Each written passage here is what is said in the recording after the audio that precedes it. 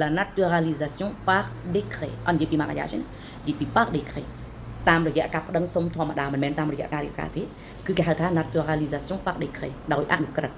អញ្ចឹងតើត្រូវមាន critère condition អ្វីខ្លះព្រោះខ្ញុំឃើញចែកចាយប្រហែលថ្ងៃម្ដងមកទៀតនេះគឺចែកចាយវីដេអូមួយរបស់បងស្រីម្នាក់ដែលគាត់ដាក់ថាមិនដឹងជាពិតឬក៏មិនពិតណាហើយព័ត៌មានវានៅក្នុង TikTok ថាតើវាមានអីខ្លះ critère ដើម្បីសុំសញ្ជាតិចាប់ពីឆ្នាំ2026 Bonne nouvelle pour tous les étrangers sans papier vivant en France. C'est officiel. À partir du 1er janvier 2026, vous pouvez obtenir la nationalité française plus facilement. Le ministre de l'Intérieur, Bruno Retailleau, vient d'annoncer la simplification des règles pour devenir français. Et cela change la donne. Voici les nouveaux critères. Premier critère, la résidence. Avoir vécu légalement en France 5 ans ou seulement 2 ans si vous avez étudié ici ou rendu des services exceptionnels au pays. Critère ទី1 critère condition គាត់គោលការណ៍លក្ខខណ្ឌដែលត្រូវបំពេញ résidence durée de résidence បានន័យថារយៈពេលស្នាក់នៅប្រទេសបារាំង5ឆ្នាំយ៉ាងតិច5ឆ្នាំយ៉ាងតិចអញ្ចឹងស្អីនៅក្នុងវីដេអូនិយាយ5ឆ្នាំគឺ c'est vrai 5ឆ្នាំយ៉ាងតិចដើម្បីបំពេញលក្ខខណ្ឌសុំសញ្ជាតិប៉ុន្តែ5ឆ្នាំហ្នឹងអាចរួមមកត្រឹម2ឆ្នាំបើសិនជាយើងជាអ្នករៀន étudiant ហើយជាមួយនឹង résultat brillant បានន័យថាលទ្ធផលល្អឥតខ្ចោះ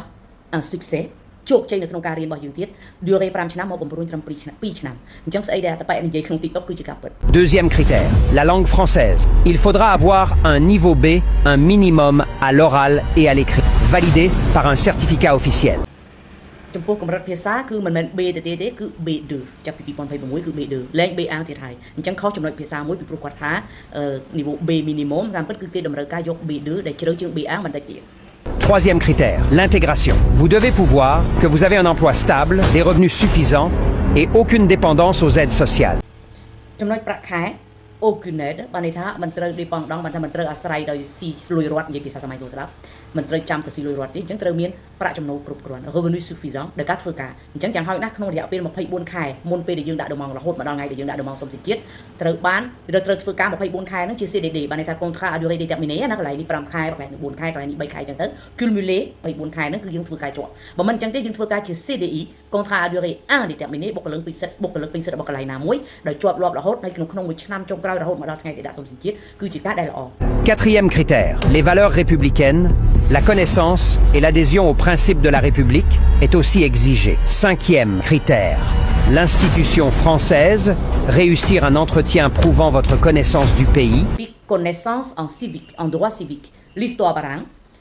culture, connaissance générale. Puis d'abord, qui sont nous en un qui y a des pays qui sont rapportés sur pied. ប៉ុន្តែឥឡូវគេយកដាក់ចូលទៅជា examen គេឲ្យ note អញ្ចឹង pour l'instant យើងអត់ដឹងថាគេឲ្យ note ប្រមាណនេះពីព្រោះដោយសារវា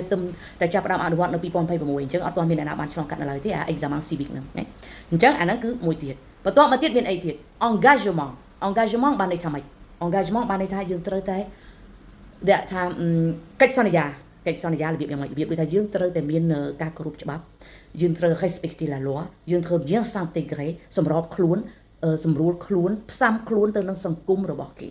នេះអញ្ចឹងចំណុចទាំងអស់ហ្នឹងគឺមានទាំងអស់មិនមែនបានន័យថាជាការងាយស្រួលក៏មិនមែនបានន័យថាពិបាកដល់ថ្នាក់ដែលធ្វើមិនកើតគ្រាន់តែថាគេ durcir ça veut dire គេរឹតបន្តឹងច្បាប់ហ្នឹងបន្តិចម្ដងបើយើងមានលទ្ធភាពយើងបានរៀនភាសាបារាំងយូរហើយយើងនៅប្រទេសបារាំង5ឆ្នាំយើងមាន connaissance parler écrire comprendre រឿងអីដែលយើងសុំ B2 មិនបានណែអញ្ចឹងវាស៊ីសងទៅលើ capacity នៃការរៀនបារាំងរបស់យើងដងត្រឡប់សេចក្តីមកវិញនៅប្រទេសបារាំងយ៉ាងតិចនៅបាន5ឆ្នាំបំព្រួយមកនៅ2ឆ្នាំសម្រាប់អ្នកដែលរៀន enseignement supérieur នៅ université ហើយមាន résultat ល្អ brillant ជោគជ័យណាលេខធ្លោមួយទៀត maîtrise la langue française niveau B2 certificat B2 មួយទៀតការសម្របខ្លួនទៅនឹងសង្គមបារាំងគោរពច្បាប់ទម្លាប់ជាមួយនឹង connaître histoire បារាំង culture បារាំងច្បាប់តាក់ទងជាមួយនឹង principe de la liberté égalité fraternité la devise បវចនានិងមួយទៀតរបៀបថារស់នៅកុំឲ្យពឹងពាក់ទៅលើជំនួយរបស់រដ្ឋបារាំងត្រូវតែមានការងារធ្វើបើមាន CDI គឺជាចំណុចមួយដែលសំខាន់បំផុតសរុបទាំងអស់មកវិញគឺមានមែនច្បាប់ហ្នឹងហើយមិនមែនត្រឹមតែនិយាយទេនិយាយតាំងពីខែមេ2025ហ្នឹងឯងនៅពេលដែលលោក Bruno Retailleau ដែលគាត់បានចេញ circulaire គឺជាសារាចររបស់គាត់ណា